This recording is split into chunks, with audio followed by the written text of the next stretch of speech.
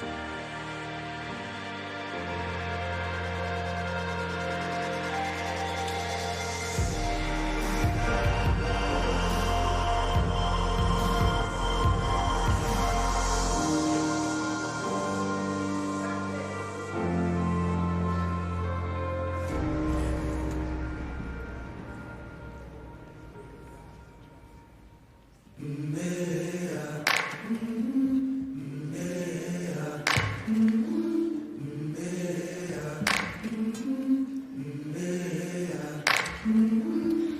been walking with my face turned to the sun. Weight on my shoulders, a bullet in my gun. Oh, I got eyes in the back of my head, just in case I have to run. I do what I can, when I can, when I can for my people. Watch the clouds roll back and the stars fill the night. That's when I'm gonna stand up. Take my people with me. Together we are going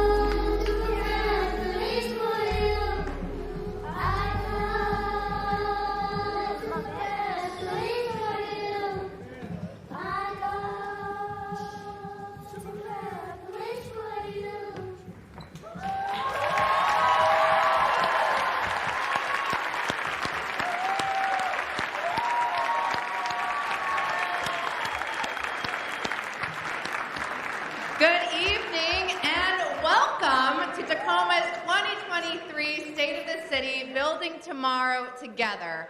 Before we continue tonight's program, please join me in once again thanking the Multicultural Child and Family Hope Center Youth Choir for starting us off on such a positive note tonight. Thank you. Such great work. We are so glad that you have all joined us tonight. My name is Andrea Ray, and I am the President CEO of the Tacoma Pierce County Chamber. Tacoma and the South Sound have always been home base for my family. My grandfather was a Tacoma native who exemplified entrepreneurship and service, having first served in the Army Air Corps based out of McCord during World War II, then returning home to Tacoma to start a small business with his brother in South Tacoma. That small business laid the foundation for not only supporting my family, but our community as well, which is why I am so happy to be home in this amazing city that balances industry and art, history and culture, truth and consequence, and always gives back. Together, we are focused on supporting our businesses who truly make our community the vibrant and thriving place we need and want it to be. Tonight, I am pleased to join you as one of this evening's MCs, and will be joined by Tara Zulfagari, Vice Chair of the Mayor's Youth Commission, who you will meet shortly. Now please stand for the presentation of colors by the Girl Scouts of Western Washington, Troop 48808, followed by the singing of the national anthem, which will be sung by Kathy Satava, Management Fellow with the City of Tacoma. Thank you.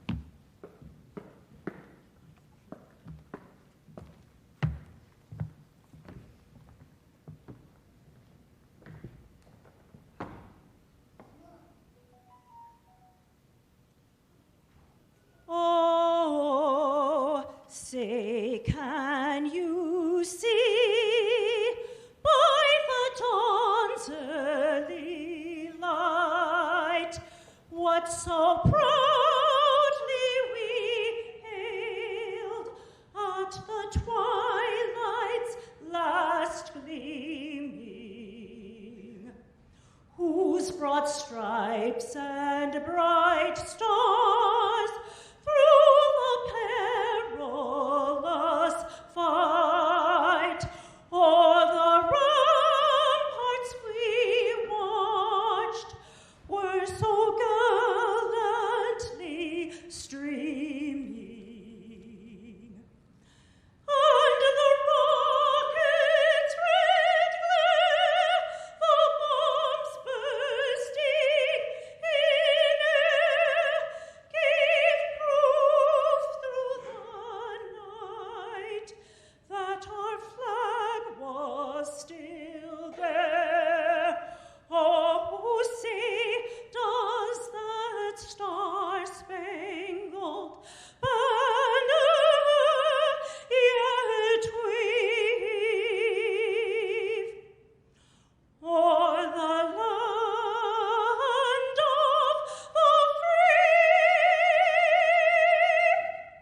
and the home of the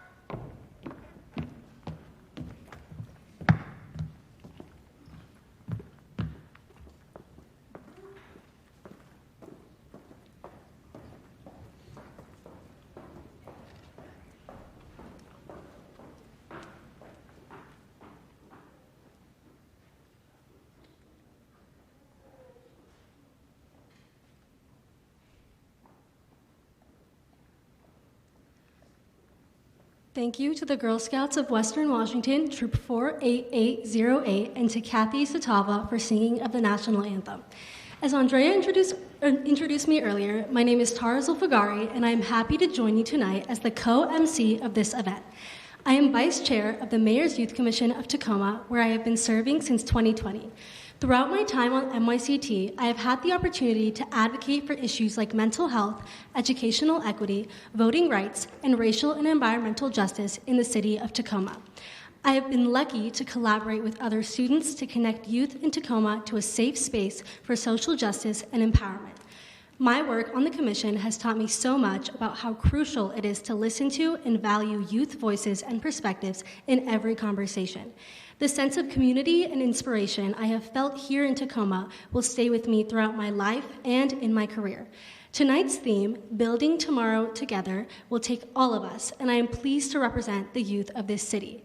It is now my honor to introduce to you Patrick G. Garlock, President of the Tacoma State of the Church of Jesus Christ of Latter-day Saints, who will provide tonight's invocation.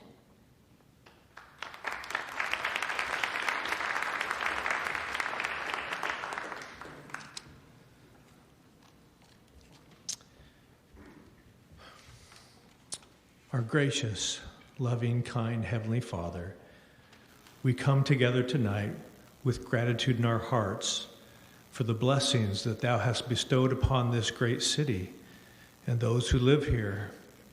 We recognize Thy hand in all that is good, and we pray for those in our city that face physical, emotional, and spiritual challenges.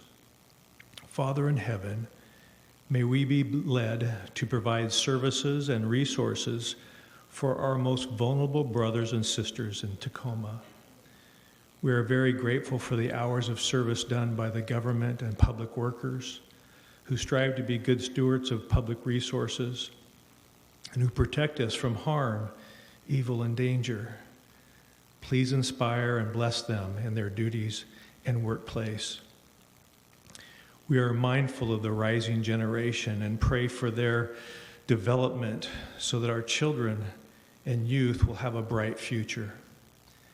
We ask that parents be given an extra measure of love and understanding, that as they raise children, and that as schools will be a safe place of learning, that they may be blessed. May our good Mayor, Victoria Woodards, be blessed tonight as she shares her vision and love for this great city. In the name of Jesus Christ, amen.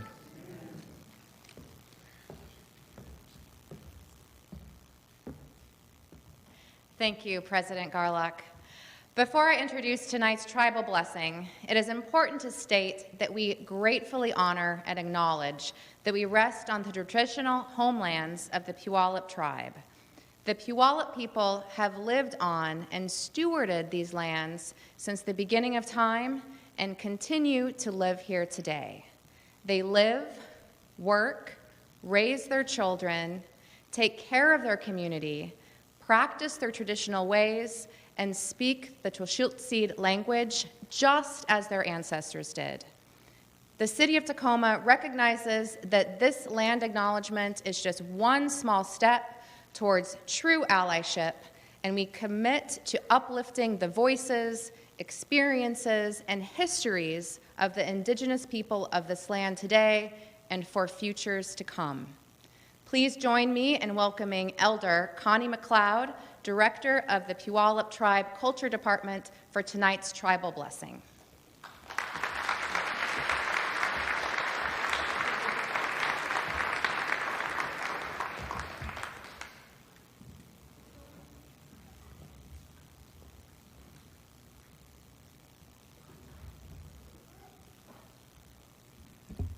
Well, good evening. My name is Connie McLeod, Sloop Pikel, Cedar Moon woman. I'm a Puyallup Tribal elder, Puyallup Tribal member. Our people have lived here since the beginning of time. Our stories tell us that we lived here when there was a great flood. Our people gathered their belongings their supplies, their children, their elders, and they traveled by canoe to the top of our sacred mountain.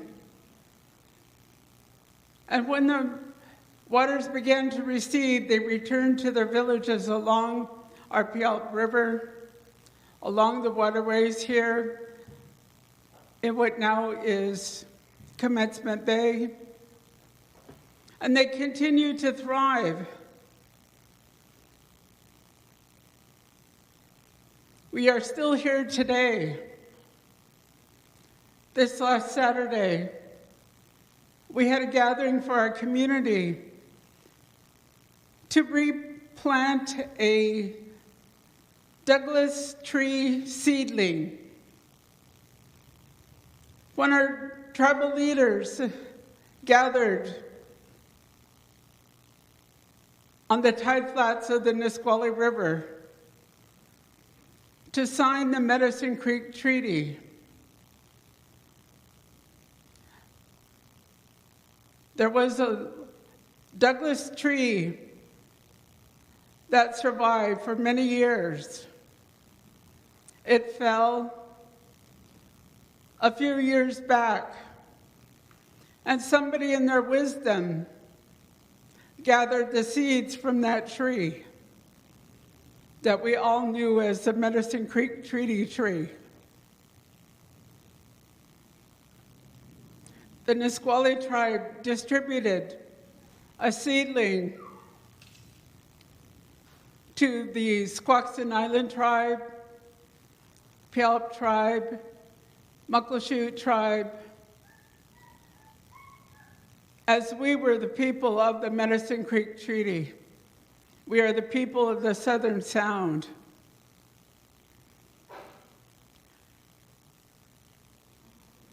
Our tribal council wanted a large celebration to acknowledge the planting of our tree because it was important to teach our children, our elders. Many of our people are just returning home. And our community, we needed to teach why is the treaty important. For me, in just a few words, without our language, we would not have any culture. Without our salmon, we would not have culture. The late Billy Frank said, "We are at a crossroads, and we're losing. We all have a responsibility to take care of our water, our land, our resources, for our children in the future. We all deserve a way of life, a quality way of life. We have a responsibility to share and protect." So I'm going to share with you a blessing. For those of you that are here tonight, and a blessing for our community and our people, and a way of life that we will continue to live on into the future.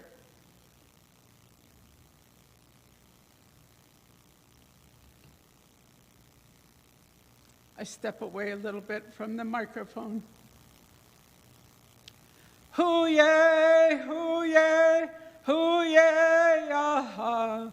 Hoo-yay, hoo-yay, hoo-yay, aha. Hoo-yay, hoo-yay, hoo-yay, aha. Hoo-yay, hoo-yay, hoo-yay, aha. Ay, ay, aha. Ay, ay, aha. Ay, ay, aha. Ay, ay, aha. Hoo-yay.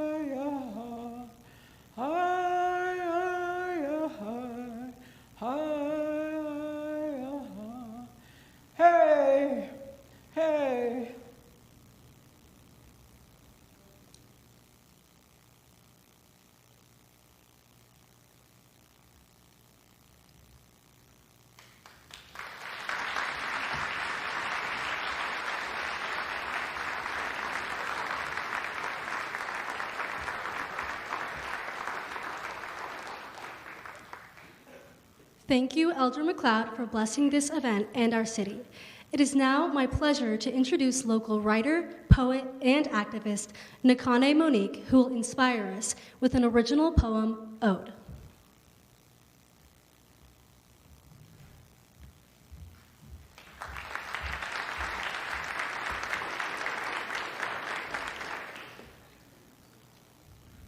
Without fail, I greet the city as I'm coming down the hill. Hello, my love. You are looking haggard. Battered and tattered, and still it's staggering how lovely you are to me. I've walked these streets, blocked these streets, gritty with a hint of something underneath. A smile showing all its teeth like it's got news, like it's heralding something beyond the moon and above the sacred mountain, beyond fractured fractals of views, beyond clashing, gnawing blues and grays. A message from where destiny grazes like a beast upon that which we feed it, and maybe through haze, idyllic gaze, we could see it. Through to the end of time, there's a thread connecting to thread that blends and blends into our foundational lens and tapestry. And actually, there's too much beauty, too much to come after me, to not become lyrical, for this skyline is a miracle among catastrophe.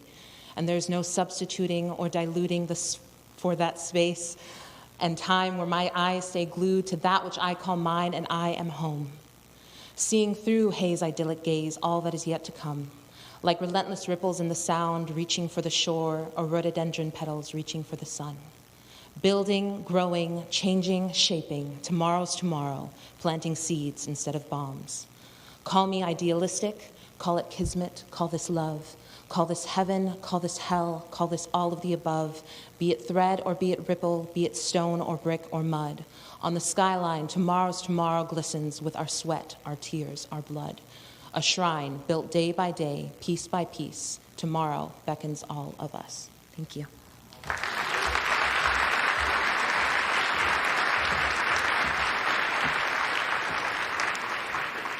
Thank you, Nakane. And now, to everyone in attendance and watching from home, I am pleased to introduce to you Mayor Victoria Woodards as she presents this year's State of the City Address, Building Tomorrow Together. Please join me in welcoming the mayor.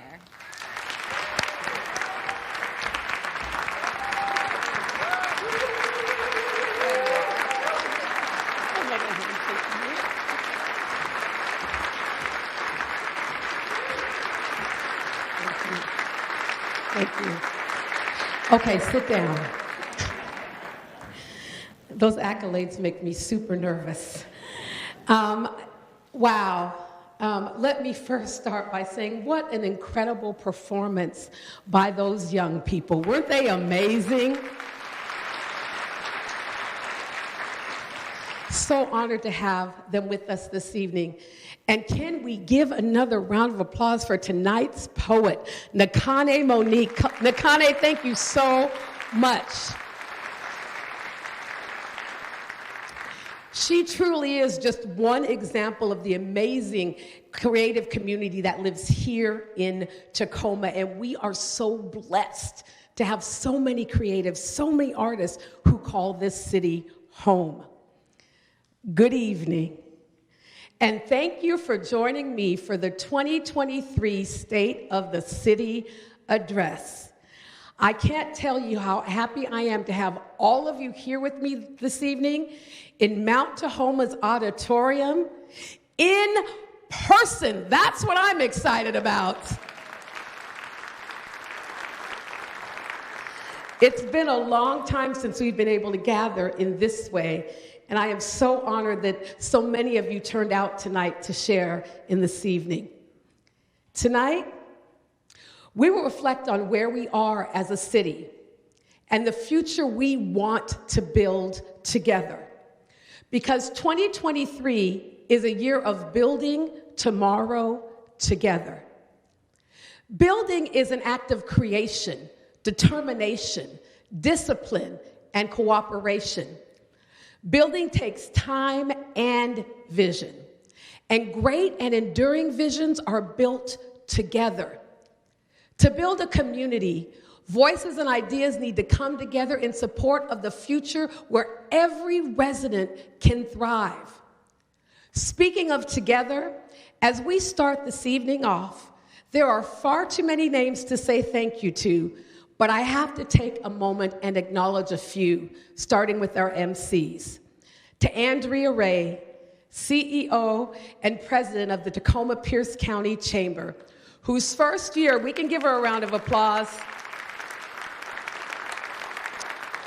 whose first year on the job has been impactful thanks to her extensive experience in community development. And we have already made great strides together to support our business community. And to Tara Zolfagari, the Vice Chair of the Mayor's Youth Commission, or as I like to say it, my Youth Commission, since I am the mayor, who not only brings an impressive level of leadership to our community, but has also blazed trails at the state level as the Vice Chair of the Washington Legislative Youth Advisory Council. Tara and others like her are defining our young leaders. Thank you so much, Tara.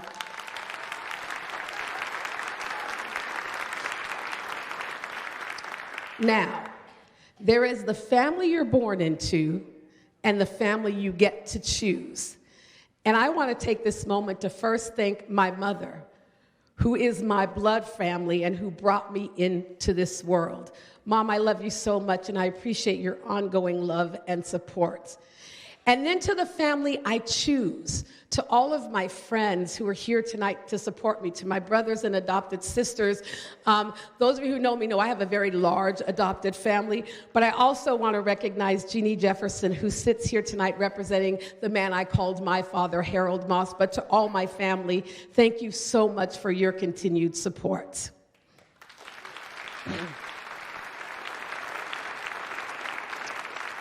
Now, I may look like I'm standing on this stage alone, and I kind of am, but I don't do this work alone. I have the honor of being one of 9 on our city council, and together we are addressing the opportunities and challenges that face our community. I am deeply grateful for my council colleagues, who with the recent appointment of Ogie Diaz, now make up the most diverse city council in Tacoma's history.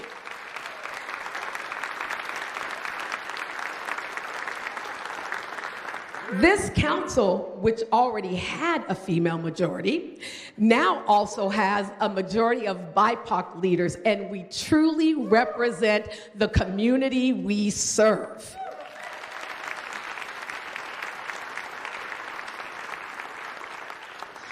I am also grateful for our city manager and our utility director, Elizabeth Pauley, city manager, and Jackie Flowers, our utility director. Their leadership teams and the nearly 4,000 employees who carry out the essential work of our city.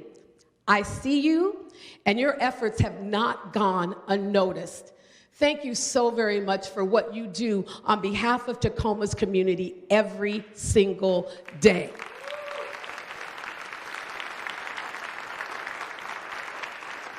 And then I know they don't want this, but Harold Moss told me she who has the mic is in charge. I couldn't go any further without thanking my amazing team. It took a lot. I always say it takes a village to raise a politician. You all have no idea what it took to get me on this stage tonight. But thank God for my amazing team. Who have stood by me and beside me, late nights, going over and over, changing words back and forth. But I want to say to my immediate team, Bakota and Nicole, or as I call them, Bacole or Nakota, thank you so much to the two of you for your undying support. And then to the whole media and communication staff, whether you're in the back, in the truck, wherever you are, thank you so much for dedicating yourself time and time again every year at the State of the City address.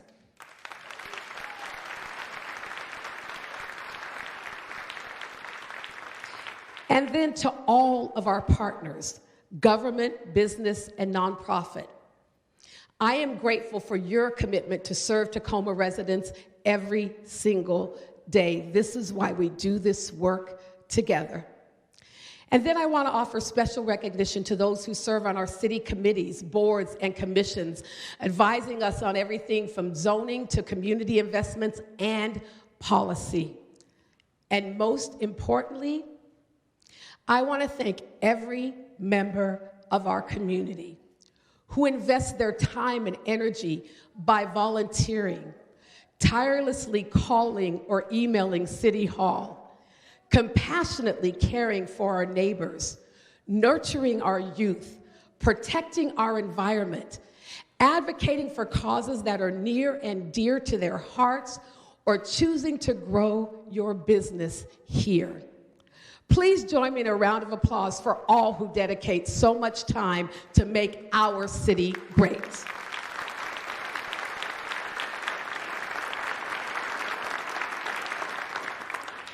We are all building Tacoma's future together.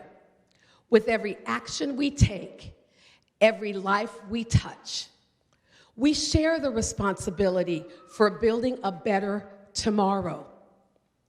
Last year, as we completed the biennial budget, we prioritized your input, and your concerns were clear: community safety, housing and homelessness, and livability.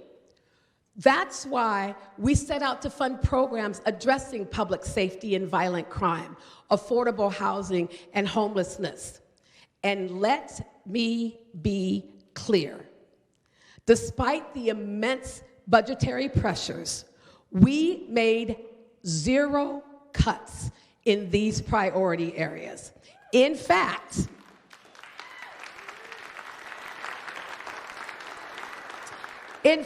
our 2023-2024 budget invests a record-setting $372 million in safety and $101 million in housing and homelessness.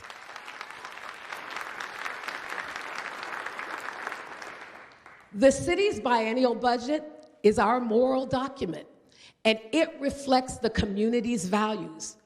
It is also a blueprint for action as we continue to build a more secure, affordable, livable, and equitable community.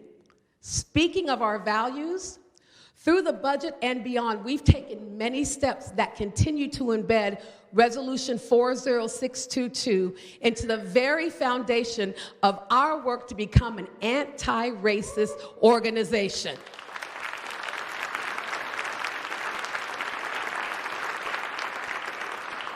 We built the Office of Equity and Human Rights into the heart of the city's municipal code and added anti-racism to the city manager's job duties, thereby ingraining equity into the city's work way beyond any one leader's tenure.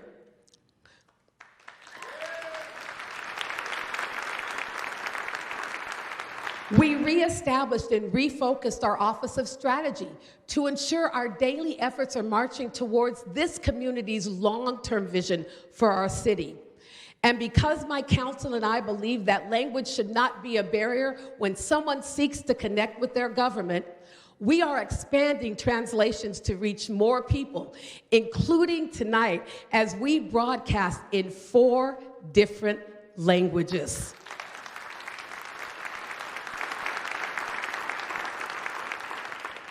Now, these are just a few steps we're taking. Over the last year, each department presented an action plan to center equity into our hiring and engagement efforts and service delivery. You can view our progress on these objectives and others by visiting our website. Our values are embedded in everything we do.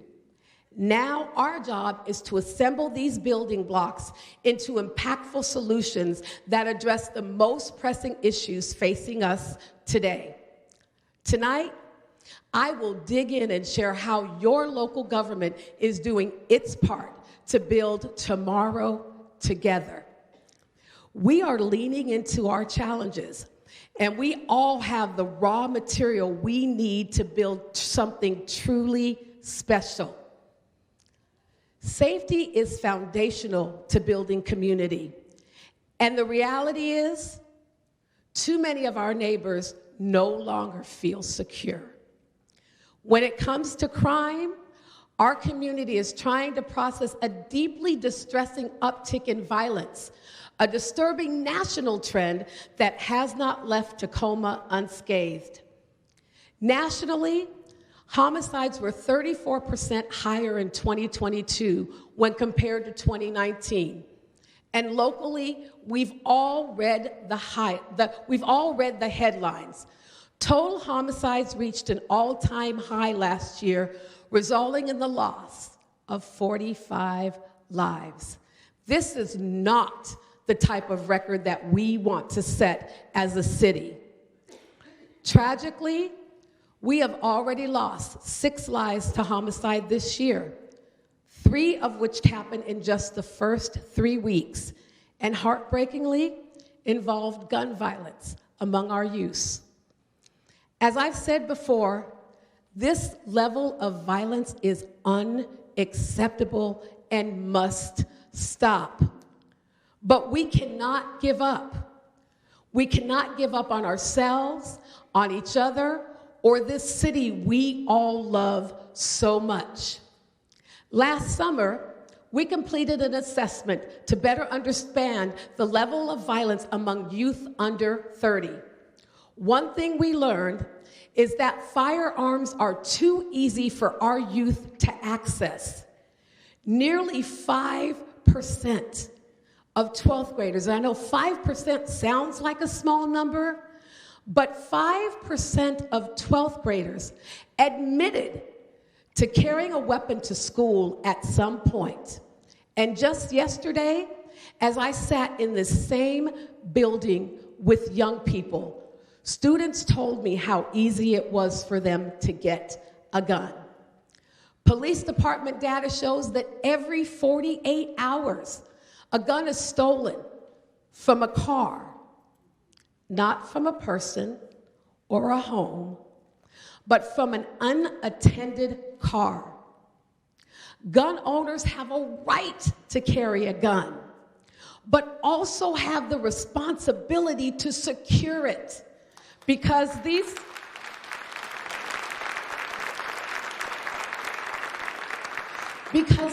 guns are falling into the hands of our youth and are being used in violent crimes. But with this baseline data, we directed additional investments in preventative programs, and alongside our community partners, we are tracking progress and trends to intervene where youth need it the most. We know it is imperative to take a comprehensive approach to safety and crime. Part of that is ensuring accessible infrastructure through programs like Vision Zero and Safe Routes to School. We need to add more police resources, and we need to free up our officers to do what they've been trained to do: protect and serve. We can't expect them to simultaneously be social workers, substance use disorder and mental health counselors, and more. There are capable professionals outside of law enforcement who are specifically trained to serve people who need help navigating a difficult time in their lives. In response to our community's concerns and around property crime and other nonviolent crime, I am happy to report that last week, in partnership with our police union, we negotiated a leading-edge community services officer program. And to put this in place as quickly as possible, in the coming weeks, I will be working along with my city council members to commit $1 million to hire our first community service officers.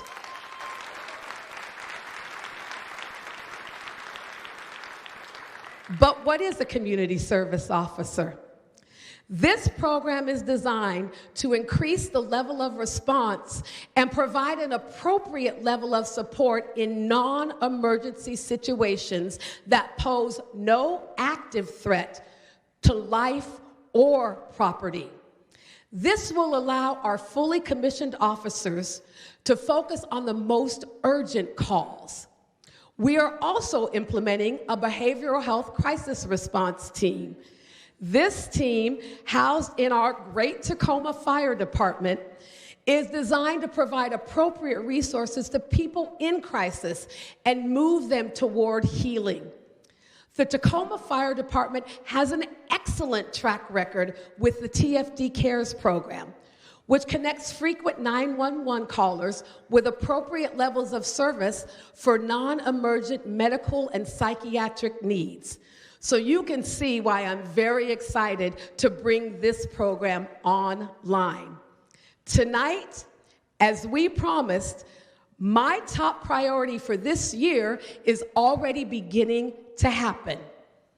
I am proud to share with all of you that we have already hired 2 experts to establish and co-lead the Behavioral Response Crisis Team, ahead of our first quarter goal.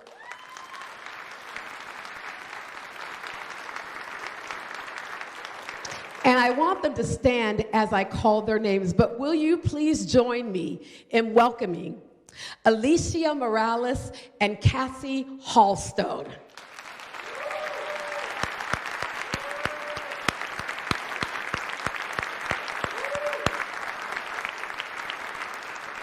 They bring a vital understanding of the need for transparency, knowledge of the community behavioral health and criminal court systems, stakeholder outreach expertise, and experience with program development.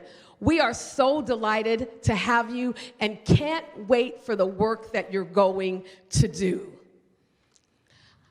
We can give them another round of applause.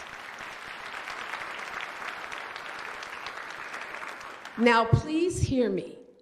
None of these approaches are designed to replace police, but to support them. Our officers are critical to reducing crime and creating a secure environment. With the hiring of 53 officers in 2022, we are currently down to 29 officer vacancies. But we also have over 50 officers eligible for retirement in the next 3 years.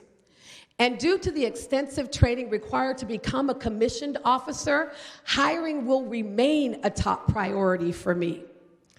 But to focus on this effort, we have already brought on a new recruiting officer, and last year we improved incentives for lateral hires.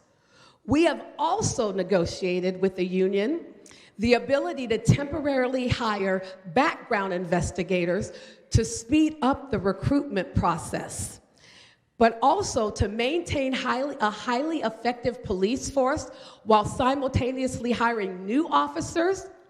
We will be introducing a $10,000 retention and recruitment incentive to recognize the outstanding work of our officers and what they perform under extremely challenging circumstances, and also to attract new law enforcement professionals to be a part of our Tacoma team.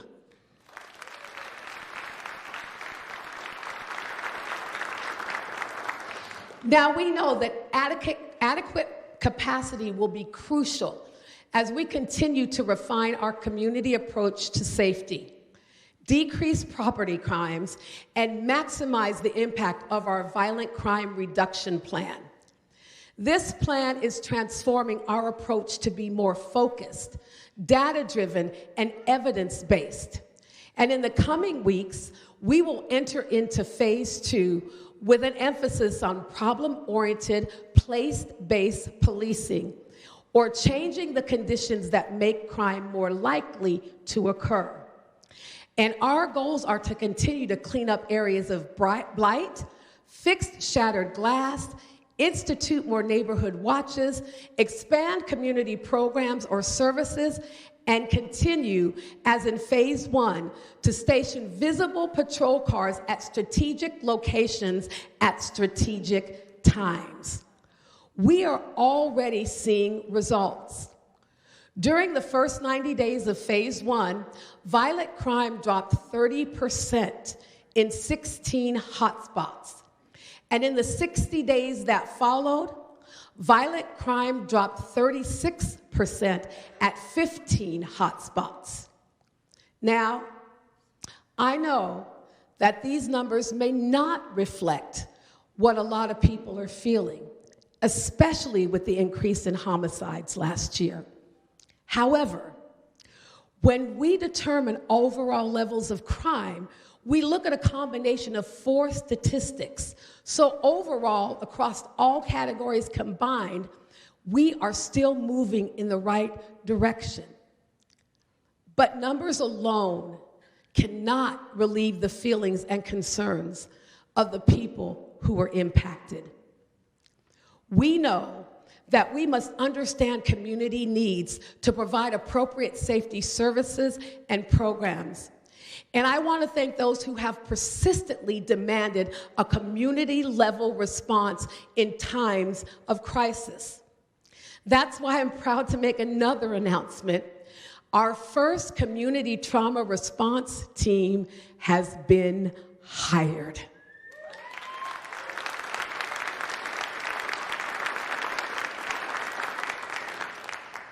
After over 5 years of trying to find the right partner, I am pleased to say that in partnership with Tacoma State Fire, we have entered our first contract. And the community trauma response teams will enhance our response to traumatic events and ensure we are better supporting our neighbors impacted by violence.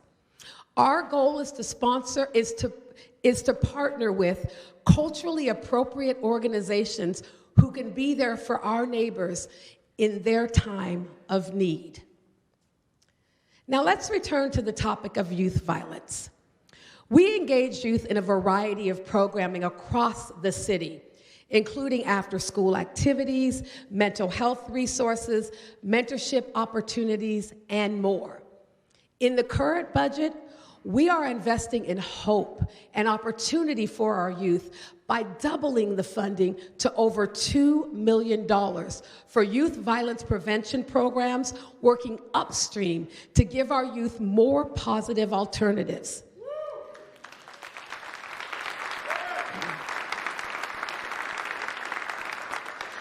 I have also convened our local partners, Pierce County, Metro Parks, Tacoma Public Schools, Pierce Transit, the Tacoma Pierce County Health Department, and the Puyallup Tribe to focus our resources in a concerted effort to break this cycle of violence.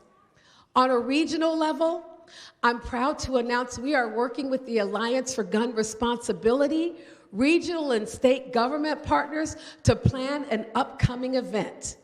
The Together We Can End Gun Violence Conference will happen in Tacoma on May 25th and 26th, and will convene community members, national experts, and state, county, and city officials to identify community-led solutions to end gun violence and reduce it in Washington State.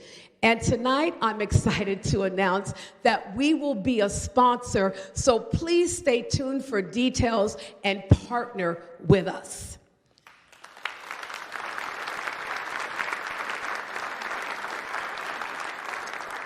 Nationally, through my role as president of the National League of Cities, we are connecting with subject matter experts from across the country on violence intervention to learn what resources and lessons might enhance our work with local partners.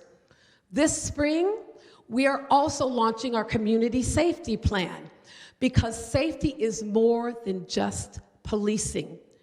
We want this plan to be guided by community voices and perspectives.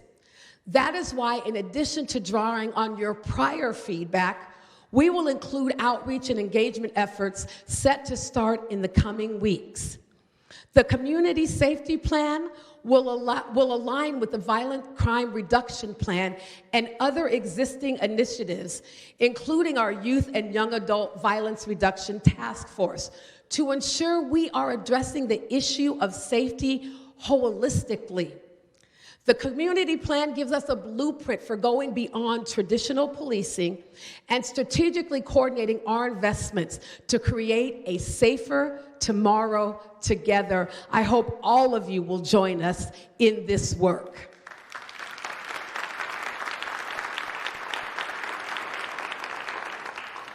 While safety is foundational for a thriving community, if people who work here can't afford to live here, then we lose the true meaning of community. I always say, and you all have heard it, the thing that makes Tacoma the best city in the universe is the people who choose to call it home. And to build a better tomorrow, we must have affordable housing accessible in every neighborhood at every income level for every person, period.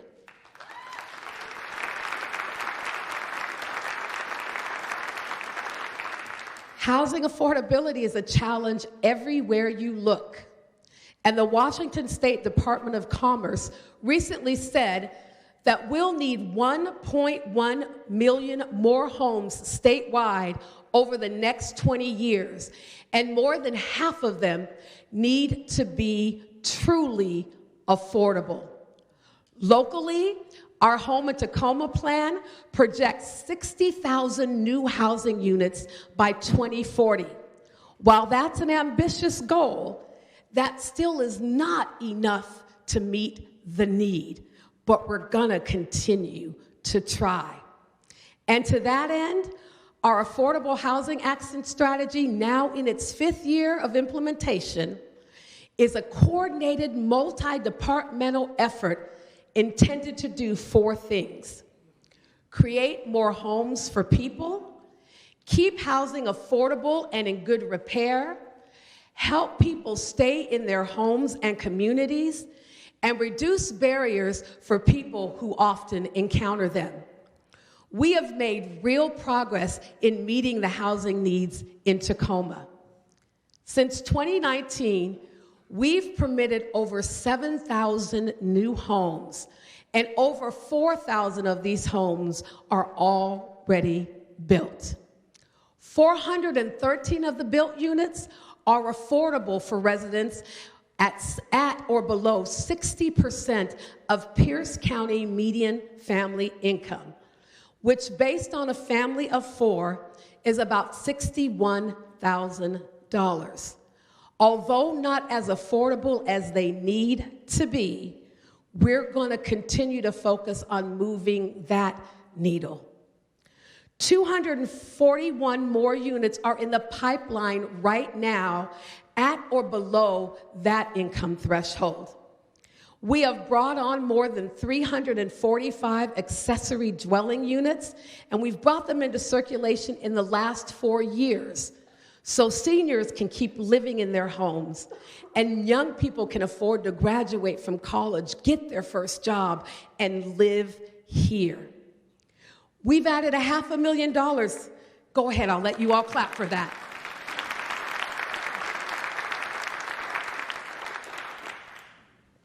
We've added $500,000 in funding for Black home ownership down payment assistance, and we're funding several anti-displacement measures like rehab projects, mortgage and foreclosure assistance to keep people from losing their homes. We're also developing a brand new strategy that will lay out fresh policy options to avoid displacing residents as our city grows. This work is vitally important because ultimately, we know that housing is the best solution to ending homelessness.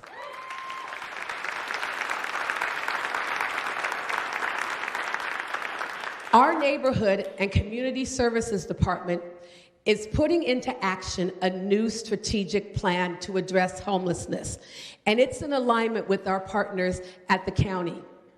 We envision a future where all residents have a roof over their head, and homelessness is a brief, one-time experience. Our updated, multifaceted approach calls for immediate access to shelter and for building enough permanent supportive housing to meet the needs. As of December 31st, 2022, a total of 1,165 shelter beds were available across our networks in the city of Tacoma. According to the 2022 point-in-time count, there are at least 1,851 homeless individuals across Pierce County, about 75% of those who reported sleeping in Tacoma. You see, this issue extends beyond the city limits, and we are actively coordinating with our government partners across the county to advance this work. As we continue to confront the impact of homelessness, we must consider the complex variety of needs of our unhoused neighbors. In 2022, we set up 2 mitigation sites, which were specifically designed to provide a safe experience for our neighbors who choose to live in tents.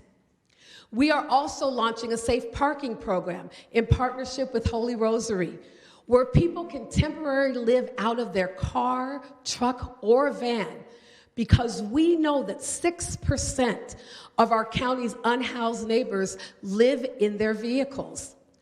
They rely on their vehicles not just for shelter, but also for daily activities, such as commuting to work. By designating places where they can park, they will be more secure and have access to basic hygiene services. The goal in each case is to connect people with permanent housing options and services while stabilizing their day-to-day living conditions. And while the issue of homelessness can be overwhelming, I want you to know that we are making steady progress. Last year, we housed well over 3,000 individuals across our entire shelter network, including 1,600 through our temporary and emergency shelters. And we placed 549 of our unhoused neighbors into permanent housing.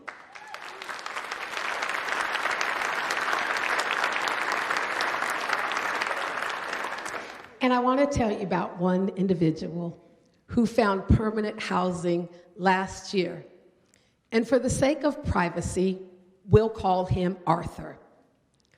Arthur is a veteran who sought shelter at the Forward Operating Base Hope Veterans Village, which just opened last May, and it is funded in part through the city. Arthur had been living on Tacoma streets for 7 years and arrived within weeks of the shelter opening. It was clear he had a tough relationship with alcohol, and a case manager convinced him to quit drinking. He went cold turkey, which says a lot about his determination, and he succeeded. That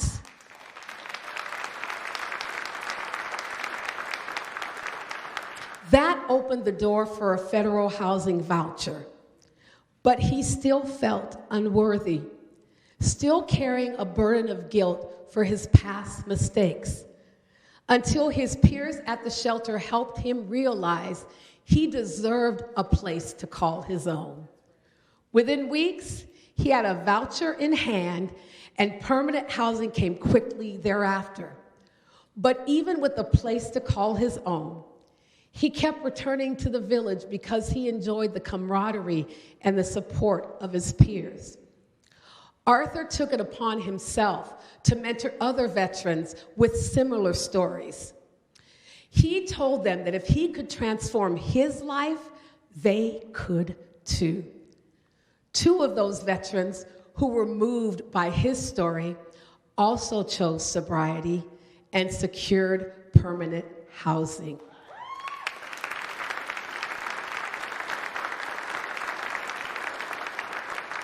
Arthur is an inspiration to us all. His transformation became a doorway for others' transformation, and he continues to mentor others to this day. Which begs the question, if one person, with the support of their community, can spark such change, what could each of us accomplish? What ripples can we start? I'm here tonight to tell you that individual impacts can be life-changing. Together, we are a powerful collective force equal to the task of solving any issue, especially an issue as challenging as homelessness. But to effectively change lives as Arthur did, we must be able to connect with the stories of others. To make us more powerful change agents around homelessness, I call on each of you to join me in learning from and engaging with stories that remind us of the vast humanity we all share. One of the greatest ways to engage in stories of others is through books. This year, I couldn't be more thrilled that our Tacoma Reads selection intentionally connects to the issues of housing and homelessness in a way that nurtures understanding and empathy. I'm pleased to announce our main title is a heart-wrenching and inspiring story about young people. It pulls back the curtain on homelessness and poverty in the lives of children. This compelling personal account is told through the lens of a child surviving it daily. Our main selection this is, and please help me provide a drum roll, is A Place Called Home, a memoir by David Ambrose. Our young adult novel is Genesis Begins Again by Alicia D. Williams, featuring a 13-year-old who overcomes eviction, internalized racism, and abuse. And last but certainly not least, our children's book selection is Home by Tanya Lippert, a story of two siblings thrust into homelessness and the challenges they face to define what home means. I want to personally invite all of you to our annual Tacoma Reads event, which will take place on Saturday, November 4th in Phillip Hall on the University of Washington Tacoma campus. We'd like to express our gratitude to the University of Washington Tacoma campus library for this new partnership. Please join me in thanking them.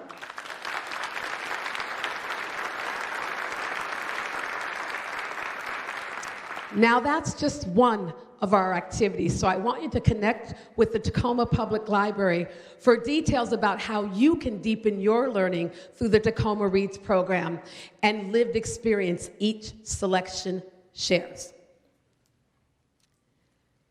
Before I go any further, I want to pause and reflect on the leadership of a woman who advocated tirelessly and effectively to end homelessness. Maureen Howard, like Arthur, is a true example of how we can all make a difference. Maureen firmly believed that people have a right to a place to live. She dedicated her life to advocating for housing and protections for residents so they would not lose their homes. She passed away earlier this year, and though our hearts mourn, I want to celebrate her contributions because they challenge us to step up, lean in on tough issues, and carry on her legacy. Thank you, Maureen.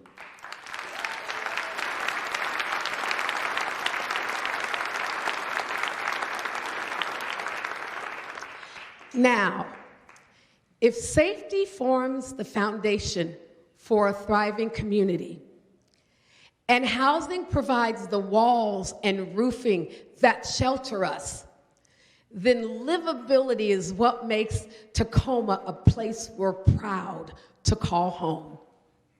To be clear, a part of why we face such high demand for housing is because people want to live here. Tacoma is regularly noted in national publications for its livability despite our current challenges. With our beautiful parks, picturesque waterfront, creative community, world-class academic opportunities, and the uniquely diverse character of our neighborhoods and business districts, we enjoy an incredible quality of life. But as we plan for our future livability, we know that the decades ahead will bring a more volatile climate. And I know it can be hard to focus on issues like climate change amid pressing human tragedies like homelessness or lives lost to gun violence.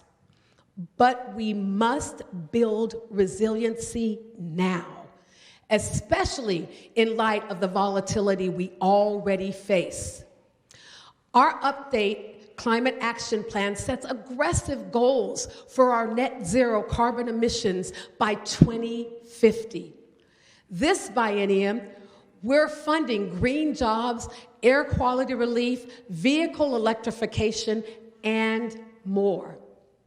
When it comes to electrification, Tacoma's water department is replacing the vans its field technicians use with all-electric models. Additionally, all 15 neighborhood business districts now have street-side electric vehicle charging stations, 8 of which are in historically underinvested areas. Local business employees and customers use them by day, and residents use them by night.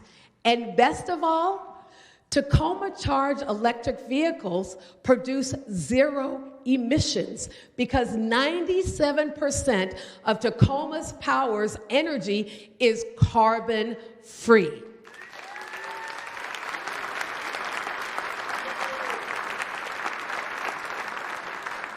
And get this, even Tacoma Rail is seeking to go electric, hoping to bring the first electric locomotive to Washington.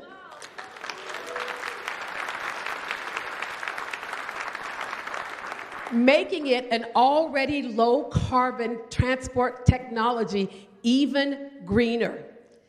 Now, clearly, electrification is important to our future, but so are our transportation choices. That's why we're making it easier and safer to bike, walk, and roll across the city and to connect to transit. Finally, we know climate impacts will be disproportionately felt, and clean air should not be limited to only the neighborhoods that can afford it.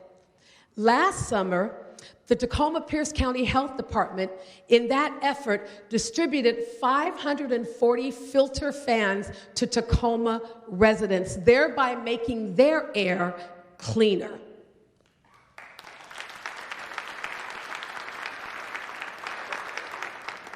To truly move the needle on climate change requires leadership at the state, national, and global levels. But that doesn't mean that we can't and shouldn't do our part at the city, and that's our mission. What's more is our local businesses are already leading by example, creating the green technologies of the future right here in Tacoma. We partner with Washington Maritime Blue on the Tacoma Maritime Innovation Incubator, which graduated its first cohort of 5 companies last year. Several of the incubated companies have since hired full-time employees and established operations here, including Agua, which is gaining national recognition efforts for its efforts to remove man-made chemicals from water. Now, 5 more companies are at the incubator, working on carbon capture, electric grid management, electric outboard motors, and other forward-looking innovations. And speaking of the maritime sector, Safe Boats, a shipbuilder for first responder vessels, returned to Tacoma 2 years ago. And by the end of this year, they will have added 75 manufacturing jobs to Tacoma's working waterfront, and they plan to expand their boat building efforts for offshore and the wind industry. These are excellent manufacturing jobs that not only pay great wages, but also tackle critical environmental challenges. As jobs and the environment increasingly intertwine, we are specifically cultivating our green economy. At the end of last year, we received a 5-year, $500,000 federal grant to encourage job training in brownfield remediation. Our partner, Clover Park Technical College, will train 105 participants for placements into green jobs, thereby matching workers with in-demand jobs.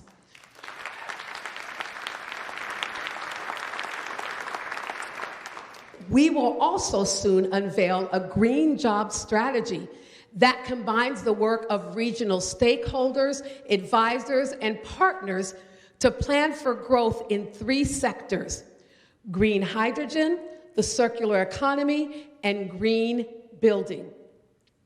Our business economy defines so much of Tacoma's character, making it a place where people love to live, learn, visit, dine, shop, work, and play.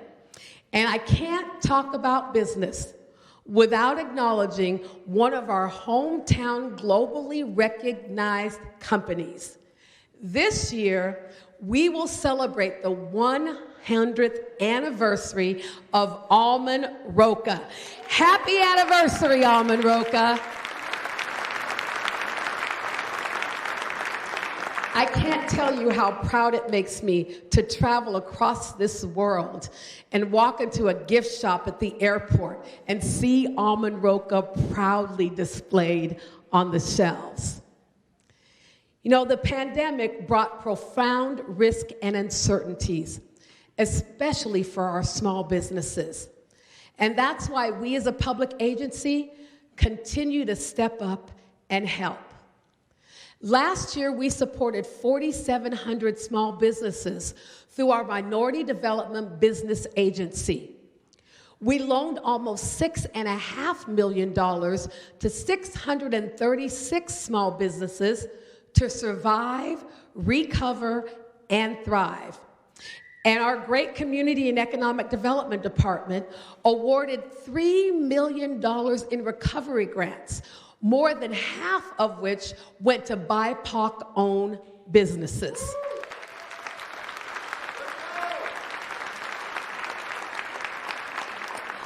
And as if I haven't had enough announcements, I am also pleased to announce that the state recently awarded us $1 million so that we can follow through on specific assistance requests that are still arising from the pandemic. With this funding, we are offering a small business restoration grant and an advanced level technical assistance program. The restoration grant supports both property damage repair and market enhancements, physical upgrades required by code to open or stay open. The technical assistance program will help scores of small businesses with financial management, production efficiency, digital marketing, and e-commerce. We are so grateful to the Department of Commerce for making this support possible, because a strong business sector brings jobs, and jobs open doors to a higher quality of life.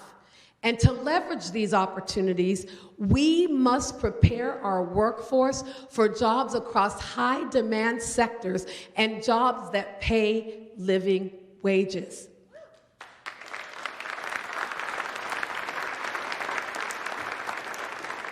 And while we continue to build great jobs, we know that 40% of pre-pandemic households are ALICE.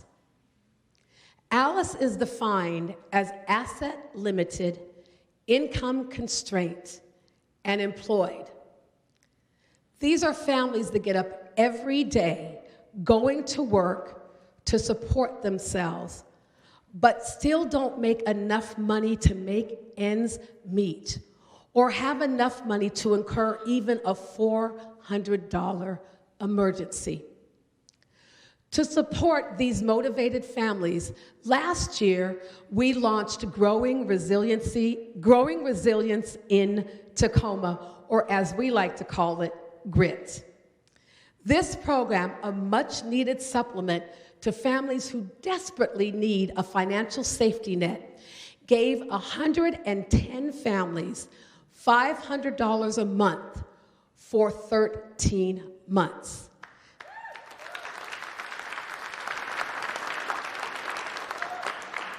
And your question is, did it work? Well, let me tell you about Gino. Gino is a single father here in Tacoma, raising 3 boys on his own. He works as a technology consultant for a small company and sustains his household paycheck to paycheck. He, like so many others, makes just a little too much income to receive support from the public benefits system. With one kid needing diabetes medication and another needing tutoring and the ongoing challenges to their budget, Gino needed help. After being accepted into GRIT, he was able to cover all of the basic needs for his family. And this support allowed Gino to breathe. To breathe so he could focus not just in the moment, but to focus on his family's future. The support of GRIT dollars allowed Gino to pursue additional certifications at work that prepared him for a promotion. And the increase allowed him to supplement his income and replace the $500 he received when the program ended, stabilizing his family and improving his economic situation. Guaranteed income works.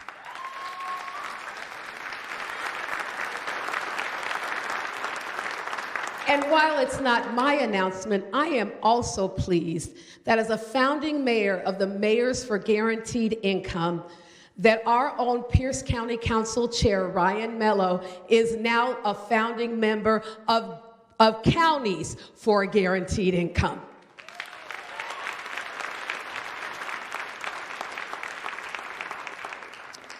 Last year, in partnership with Workforce Central, we launched a healthcare apprenticeship program with an earn and learn model, paying participants so they could focus on learning without stressing about how to support their families. And this year, I'm proud to make another announcement that we're building on its successes because it too is working. We have seen 78% of people complete the program, which is incredibly high for this kind of training. And to date, 64% of participants have been placed in healthcare jobs, with more anticipated as we help graduates along their career paths. Now I want to tell you about one young woman who I'll call Maria. Maria enrolled in our healthcare employment and apprenticeship program. She had always been interested in getting a better job and changing careers to focus on healthcare. The stipend she received in our program is what allowed her to fully focus on her training without having to juggle the demands of several jobs. Now, Maria was also pregnant and assumed that she could complete the program before the arrival of her baby. But as we all know, babies have their own time. And the baby came 4 weeks early. Maria was worried about falling behind while she took time to recover and care for her newborn. But the program's flexibility allowed her to pause her training and eventually join another cohort to fulfill her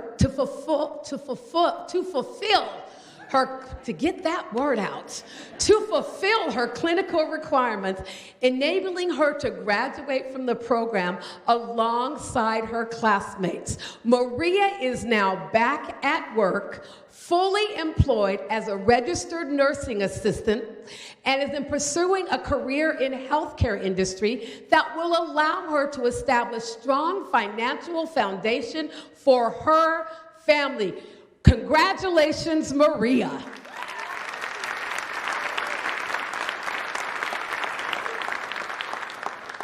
Hers is just one story about how this program is changing lives. I'm proud of programs like this because they help us prepare for the future. If the pandemic taught us anything, it's how much we depend on having adequate capacity in our healthcare system. To that end, we have worked with the University of Washington, Tacoma to add up to 60 more seats in healthcare education program each year and continue to work together to advocate for additional support.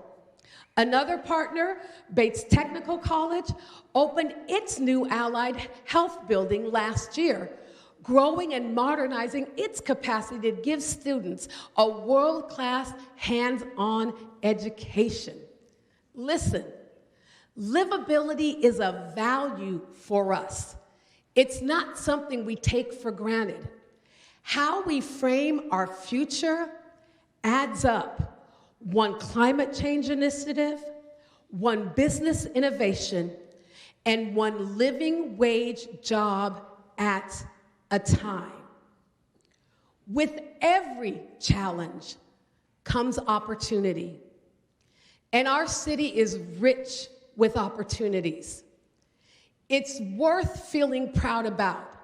It's worth stepping up for, and it's worth lending our best efforts together. Tomorrow, building our best tomorrow.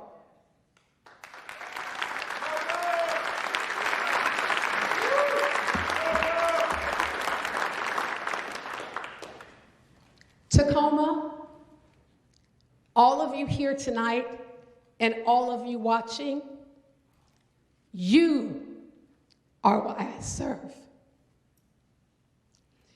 You inspire me every day with your love and passion for our community. I see how hard you work to care for your family, friends, and neighbors, to lift up those in need, to build your business, and to work with others across our community in support of a better Tacoma. What you envision is the best Tacoma possible. A Tacoma that our children and their children will be deeply proud to call home. That's what it means to build Tacoma together.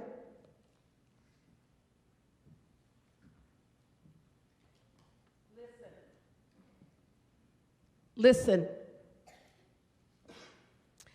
I know I can seem overwhelmingly optimistic when it comes to this city I love so much. But I see the real realities and the challenges that we face. I know we can successfully navigate through these challenges because we've done it before. We're called the Grit City for a reason. Because even when we're down, we can dust off our knees and get back up and live to fight another day. But I'll be honest, I know that doesn't make it any easier to live through the challenges we face right now. But I want all of you to know that as your mayor, I am paying attention.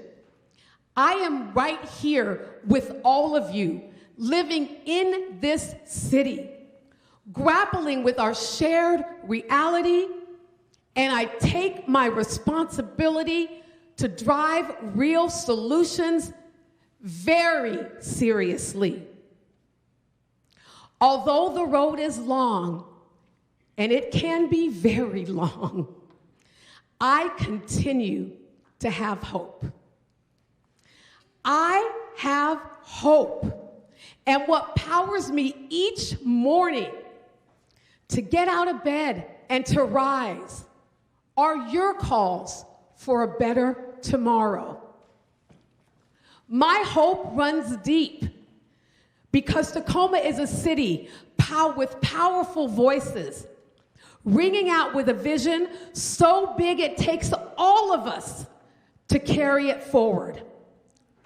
My hope runs deep because among these powerful voices is a dedicated city council, along with executive leadership and amazing frontline employees committed to public service.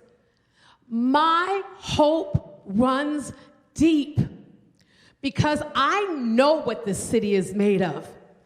I know what we're made of. We're solution-oriented, hard-working people, driven by a sincere desire to make Tacoma better. That's why I know, despite what we're facing now, our best days are ahead of us.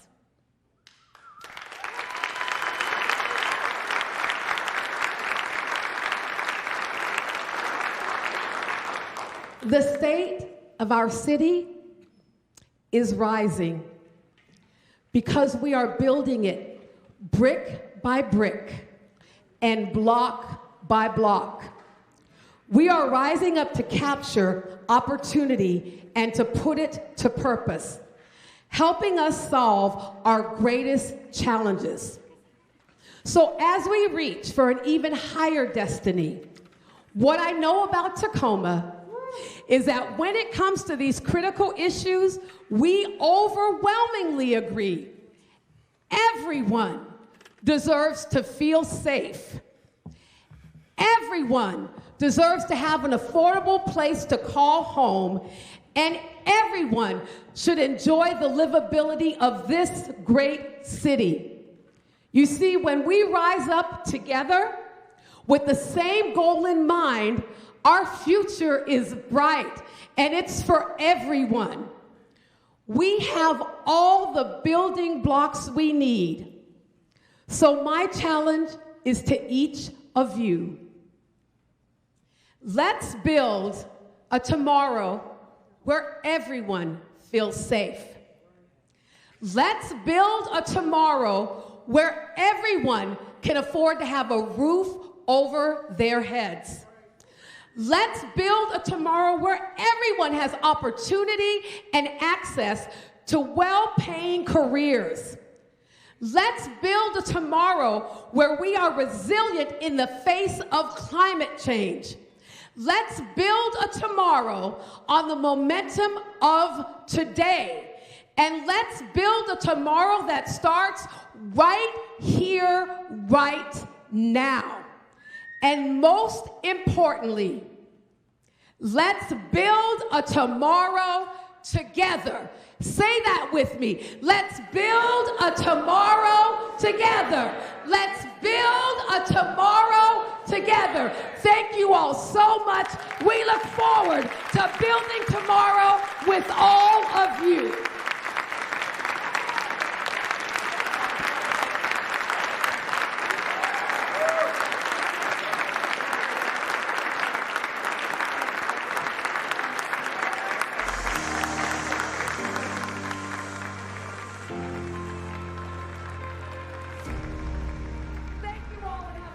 wonderful evening.